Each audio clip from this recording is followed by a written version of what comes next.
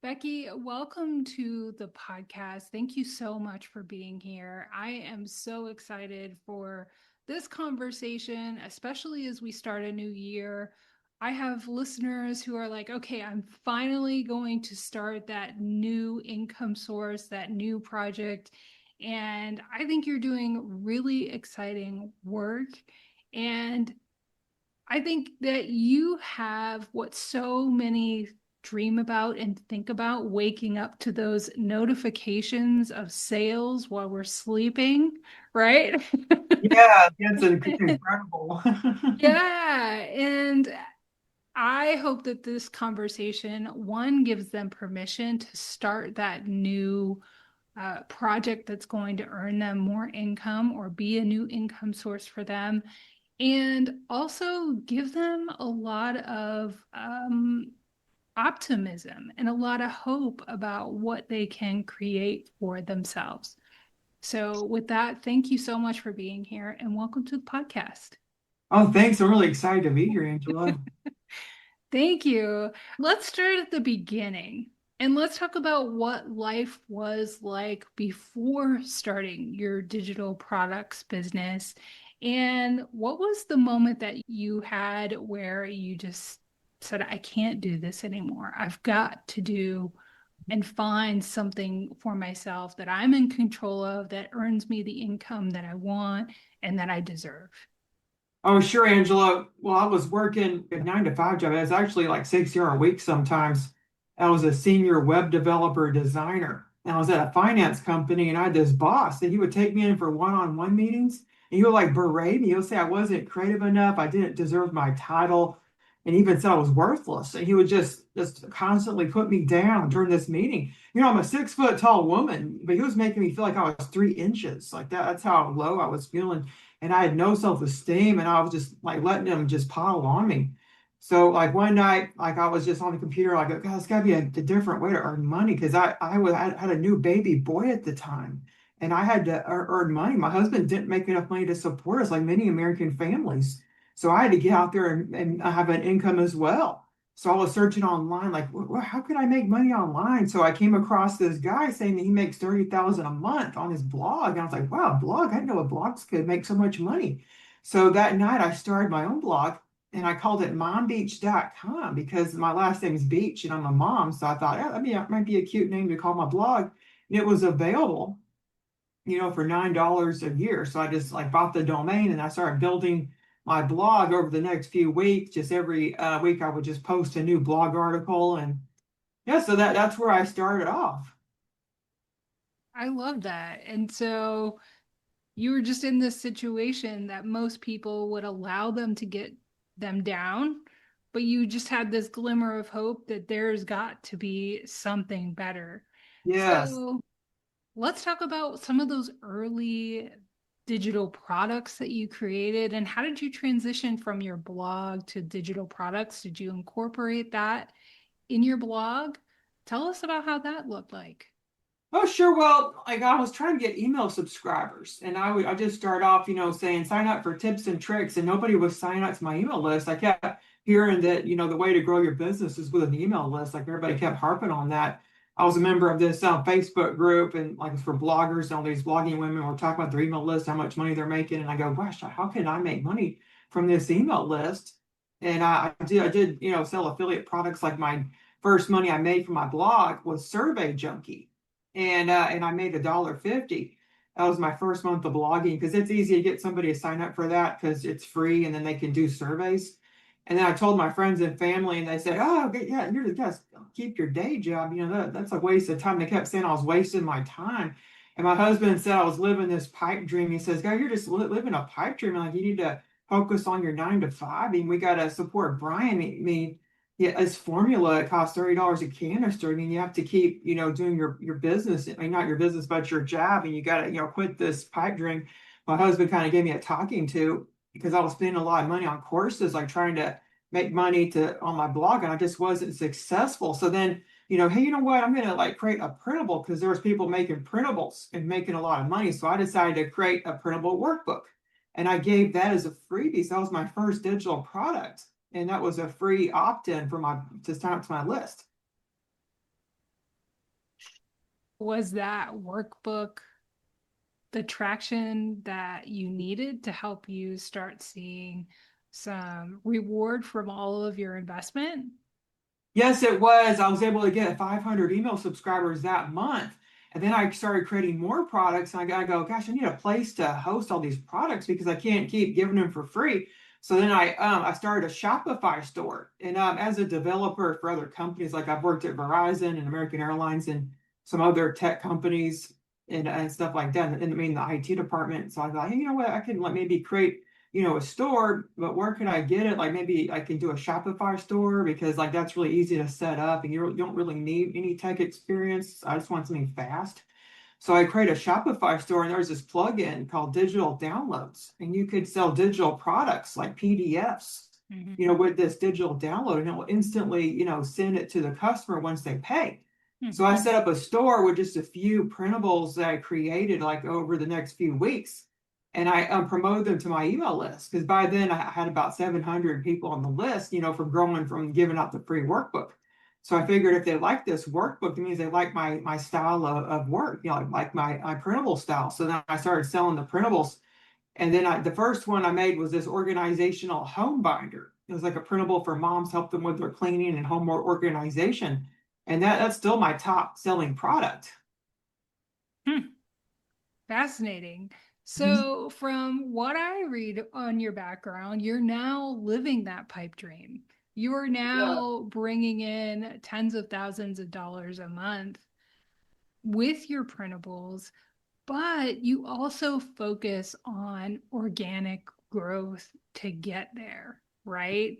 And so many of my listeners, I'm sure, and even me, we're terrified of ads. We're terrified of sinking all of this money into ads and not getting our return on investment. And you're not really sure, if that's going to work out and give you the results that you want. So, can you walk us through some of the systems that you put in place that help you bring in that reliable stream of income month after month? Oh, sure. Well, in the month of March, I got to 100,000 in a month, like a little over that. And I couldn't believe it. And that's from the digital products, the blogging income, like ad income, affiliate marketing on the blog. And also I had started a coaching business and a membership too in course sales. And so it was like 15, like I had 15 income streams. And also, well, self-published books on Amazon. So I got several different income streams coming in and it equated to 100,000 a month. And I told my husband, and he's like, "Gosh, I wish I could go back in time and not have said that to you." I Because love that. that's like more than he makes in a whole year. That must have been priceless. I love that. Yeah. So, what are some of the systems? I know you're also very big on consistency in your email. How do you make that all happen? Well, every single day I'll send out an email to my email list. And now I run two additional business types. Like I also sell printable templates, where I'll sell commercially used printable templates that somebody can customize and resell over at plrbeach.com. And I have a separate email list for that for them. So I'll send out like emails every day to these various lists. Mhm. I have the mombeach.com list, and then I have the coachbeckybeach.com list, which is coaching and the membership and courses. So I got about three different businesses. I kind of keep them separate. So I'll send emails out every day. But if someone listening was like, gosh, that might be hard to send email every day. Well, just got to get started at least once a week first and kind of build it up because the more emails you send, the more money you make.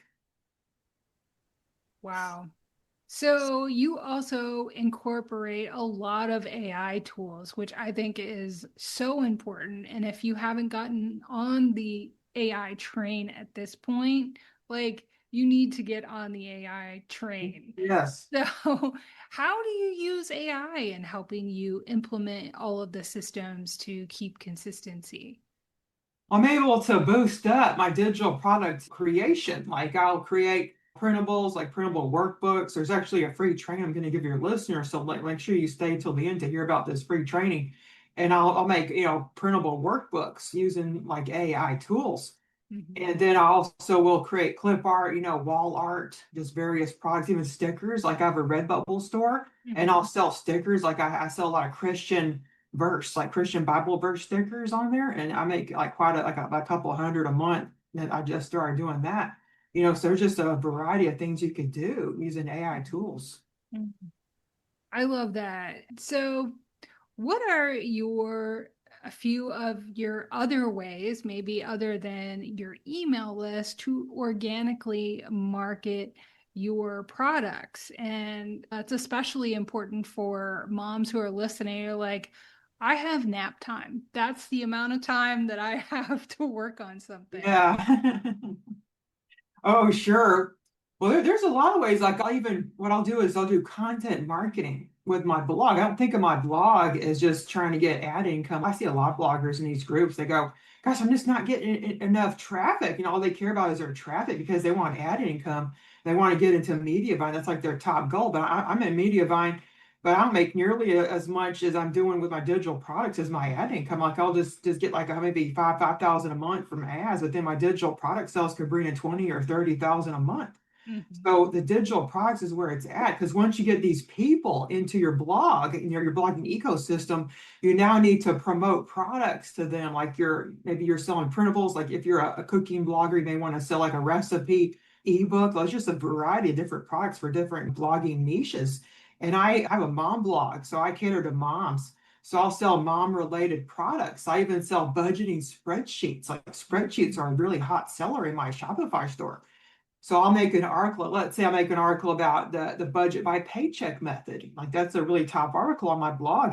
And in that article, I talk about, using spreadsheets. And I say, well, here's a spreadsheet you could purchase. It's the budget by paycheck, calculator spreadsheets, or the family budget calculator.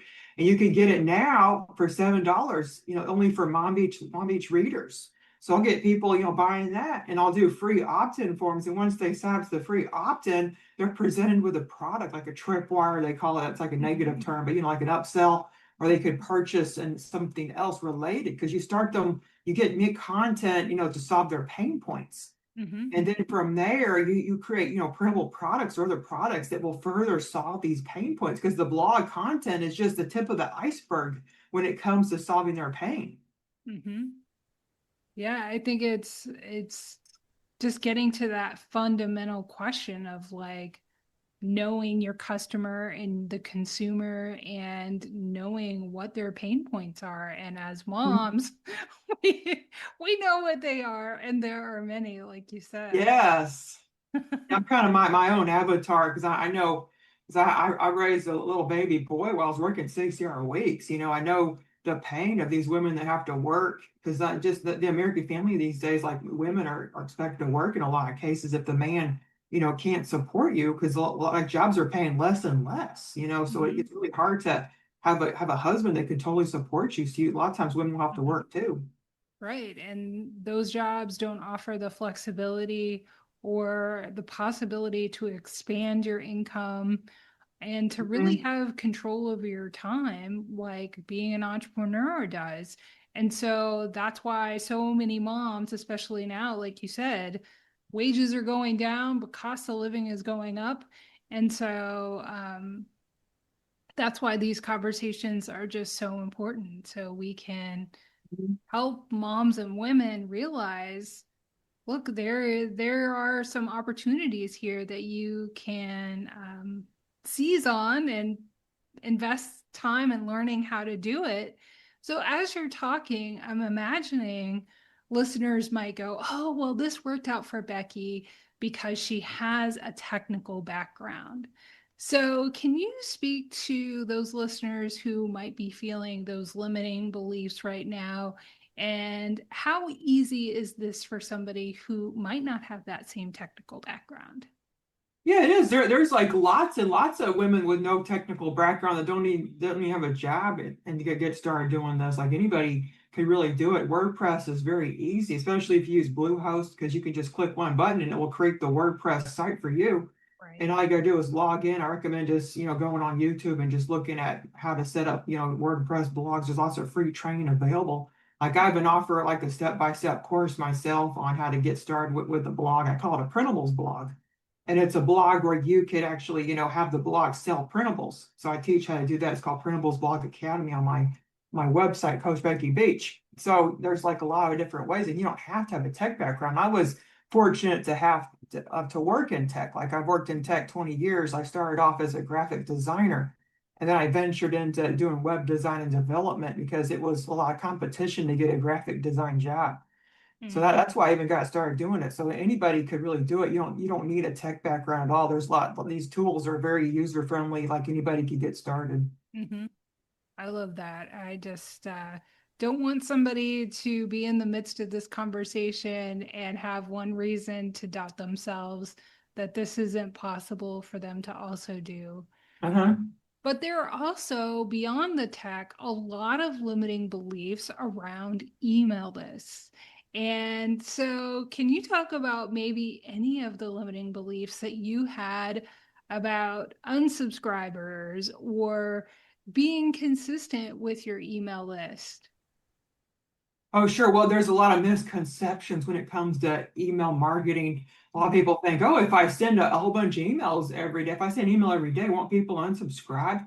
Oh, of course. I have a very low unsubscribe rate. I email every day, and I've been doing it solid for 5 years now, emailing every single day. Well, Mm-hmm. this one time, I got COVID for like 2 weeks, and I was like completely bedridden for 3 days, and I could not write my email. So I had people like asking, like, "Oh, where am I off your email list? Where's your emails?" Because I'm really entertaining in my emails. I'm a very funny person. I love to talk about my life, and I entertain people in my email. And like they were like, I couldn't believe this. Go, oh, where's your emails at? I had like 10 people all asking, like, where's your email? I'm waiting for your email because I was emailing every single day. I was consistent about the same time every day for 5 years. And suddenly I stopped.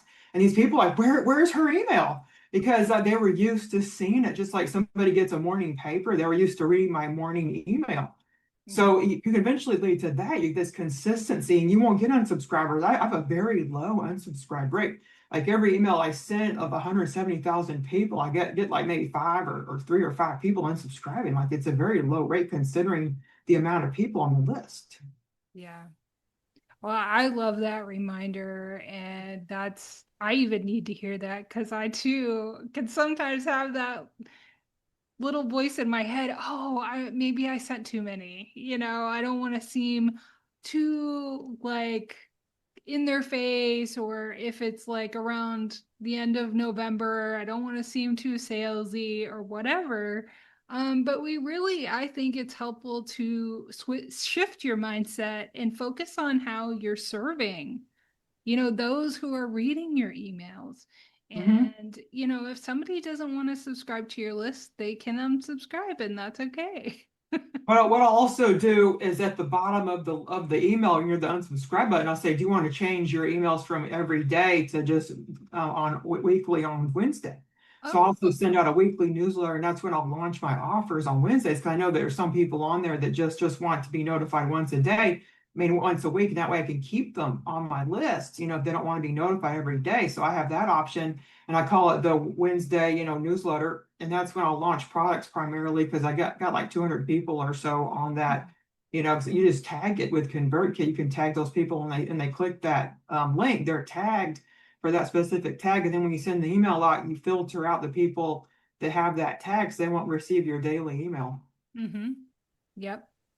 That's a really great tip. I love that. I never thought about that. And so let's talk too about what time investment that you have to start out with this. And like, what's your time investment like now? Do you work a 5-day work week? Do you work less than that? What's that look like? Well, I usually I have a routine. I usually get up at 9 a.m.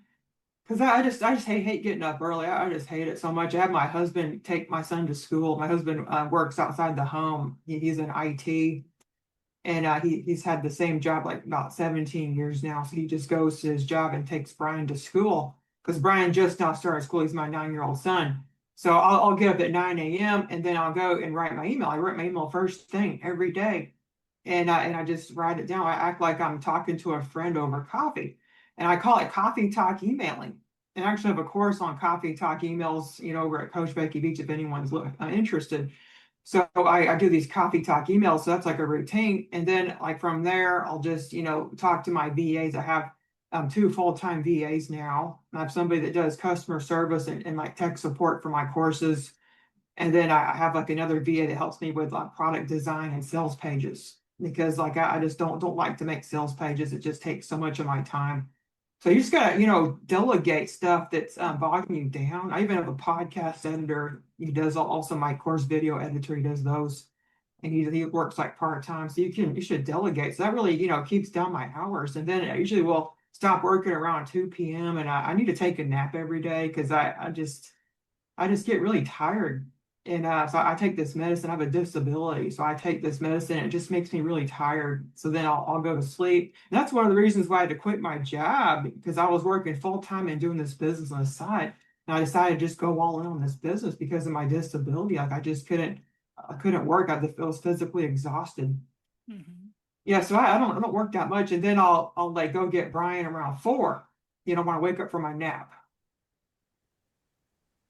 That sounds like an ideal day for so many moms Yes. who are on somebody else's schedule and are worried if they're going to make the meeting in the morning because their child is not feeling like going to school that day or sick or they don't feel well or all the different things, and to be able to incorporate rest in your day that that you need, that's Mhm. just absolutely something that is not possible with most 9 to 5 schedules. No, no, I don't know how I did it. I was doing like Right. solid 20 years, working for other people. First I was a contractor for 7 years and I got hired on full time. Hmm. And then I don't know how I did. I barely got any vacation time. Like now, I'm right now I'm at a podcast movement. It's in Grapevine, Texas. I'm like traveling. I'm like in a hotel right now. That's why I got a phony background. I'm in an ugly hotel room. So I travel. I'm going to two places next month. I get to travel anytime I want. I can just take my work with me, my laptop. I just take it on the go. Hmm.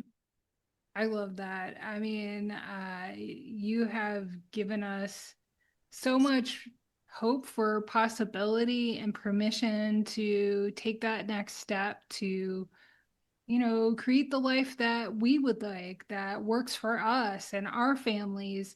And so, for the listeners who are curious about how they can start passive income with printables and spreadsheets, and what should they know before starting? Well, it takes a lot of motivation. Like think of a why. Like my why it was my 9-year-old son. He still is. Like I wanted to spend more time with him. I only got I got 3 months unpaid maternity leave. And so we'd immediately go back. So he was in daycare at 3 months old. So I just hate that. They got to see all his first word, his first steps. So he's my why. I want to spend as much time with him as possible now. We have like the best relationship. Like he just loves hanging out with me and we spend so much time together. I just can't believe that I missed all his first though, because I was working so much. So it can be hard. So he's my why. So I would think of a why that would help, motivate you to, do this because it does take a lot of work. Like I didn't build this, I got to over 2,000 products now online. Like I didn't do this overnight. I just built, every week I was doing something at least, like just doing something, like just take a step because no steps forward is 2 steps back. Hmm. I think that's a really powerful reminder because people do struggle with, if I'm going to be my own boss, how am I going to motivate myself? Right. And because usually they are used to that stress of their boss potentially firing them or some sort of discipline or really terrible consequences. Hmm. But when you're your own boss, there is not earning income as a consequence, but people still just kind of can be in this deer in headlights phase. Yeah. And so I love that. I mean, finding your why and getting really, really clear about what that is, I think is a very powerful thing to do at the outset. Hmm. And it's going to change, it's going to evolve with you. And I'm sure, it's expanding now as your son is getting older. You've also got the freedom to travel and do some of the things that you would like to do Yeah. beyond just being able to spend the time with your son that you would like to. So before we wrap up, I'd love to ask you, what's one limiting belief that you had to overcome to become the woman, the mom, and the business owner that you are today? And it sounds like you really had a lot of tenacity from sharing your story. You had some really important people Uh, in your life telling you yeah. you are like, you need to stop this. And so, how did you break through that? How did you just, really cling to your dreams and the possibility that you knew was out there? Well, Angela, I was going to quit my first year of doing this because everybody was against me. Nobody was, they were constantly discouraging me, saying, "You're just wasting your time." My sister said, "So you need to focus on your 9 to 5 and you got a new baby. You can't breastfeed because of your disability." So, like his formula is $30 a canister. You have to, it's expensive. You have to keep working. You can't, do this, like this business is just a waste of your time. Like blogging's dead. That's what you said. Blogging's dead. And I was going to quit. Like I said, maybe they're right, that I'm just wasting my time because I wasn't really getting much momentum, the first year, probably making a couple hundred, a month. And it's just not enough. Like I said, there's no way this will support me, doing this. I can't do this full time. It's not making enough. So I was going to quit. But then just something inside me said, I just want to know what's going to happen if I keep going because I know we'll regret it later. I'll say, what? I'll keep thinking back, like, what if I just kept going? What would have happened? Like, what would have happened? And I couldn't live that down. And I Mm. knew I had to keep going and seeing what's happening. So if I'm making 500 a month, if I keep going, like, well, how am I going to keep growing? I'm getting new subscribers. And then, like about the 17th month, I got into media buying. There was a traffic surge. Google picked up my blog on their app. They picked up my passive income article. And I suddenly had like 5,000 people come each day for several days from this app. And I got a surge of traffic. And then that made me qualify to be in media buying. And then Google started, putting my blog on the first page, like near the top of the results for a lot of different keywords. So it Mm. just took time because, Google has a sandbox and they'll put your blog in there, 6 months to a year before they trust your blog enough to put you in the results. A lot of bloggers don't know that. So you'll see a lot of bloggers quitting. Too soon. Mhm. Mm. I love that. I mean, I think it's such a tremendous story to share with other moms who feel alone and isolated, in an online business community, or just being a parent can be isolating. You feel like you're the only one going through this. So, if a mompreneur is listening today and is feeling stuck and maybe overwhelmed with the tech or the fear, what's one step you'd tell her to take to build her own digital product business? Well, think first, like, do you think you could do this? Do you have the motivation? Do you have a why in place? Because as I'm very consequence driven, like if I don't do something, I think about what's going to happen. I don't do it. Like if I just want to watch Netflix, because Wednesday is my favorite show. It's on the second season, Mhm. and there's a part of me that just wants to finish watching. I got the first episode, but then instead of doing my business work, I just want to veg out and watch it the rest of it because they're going to release 4 more episodes in September, so I want to get the episodes. Only got first one in, so I said, what's going to happen if you don't do this? Don't do this work on your business. I keep thinking, what's not gonna happen? I'm not gonna make money throughout the day if I don't send this email. Am I not gonna, be able to get this email subscriber, these new leads? I just keep thinking, and I just can't. So I got to do the work. I'm consequence driven. Think about what motivates you. Maybe you're rewards driven? You say, if I do this, I'm gonna go, to get a new purse over at Kohl's or get something nice, like a nice new shirt or something. If I can do this, I'm gonna go get some makeup. Like just think about something that will motivate you, either rewards or consequences, and just kind of think about you. It kind of makes you learn a lot about yourself. Since doing this, I've learned so much about myself, like what makes me tick before I never knew that. Like I always thought I was motivated by some boss that would treat me like shit. I just got treated so badly by a lot. Most of the time it was men. I was working in IT. I was usually the only woman on the team. I was just getting treated badly by coworkers. So I think about I don't want to go back to that way of life. I don't want to be in that position again. So I'm going to do this. I'm going to do this work. I don't care how long much it's gonna take. I'm going to do it. Yeah. No, those are really strong motivators.